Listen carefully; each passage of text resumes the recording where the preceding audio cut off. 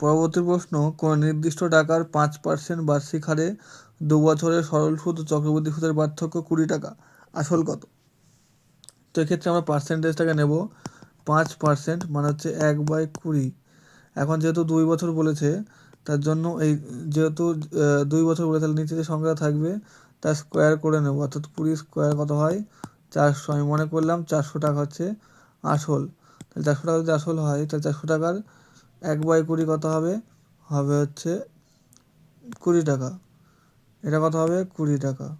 আর এই 20 টাকা আবার 1/20 টাকা কত হবে? 1 টাকা। এখন আমি যেটা জানি যে চক্রবৃদ্ধি সুদ এবং সরল সুদের মধ্যে পার্থক্য আমার হিসেবে কত? এই 1 টাকা। এই 1-এর মানটা এই কোশ্চেনে কত বলা আছে? 20 টাকা। তাহলে 1-এর মান যদি 20 হয়, তাহলে এই প্রশ্নের অনুযায়ী আমাকে কি জানতে চেয়েছে? আসল কত। তা আমি আসল কত ধরেছিলাম? 400 টাকা ধরেছিলাম। তাহলে 1-এর মান যদি 20 হয়, তাহলে 400-র মান কত হবে? 400-র মান হবে 400 × 20। 400 × 20 মানে কত হয়? যে 8000। তাহলে 8000 কোথায় আছে? অপশান এতে রয়েছে। এক্ষেত্রে সঠিক উত্তর অপশান এ।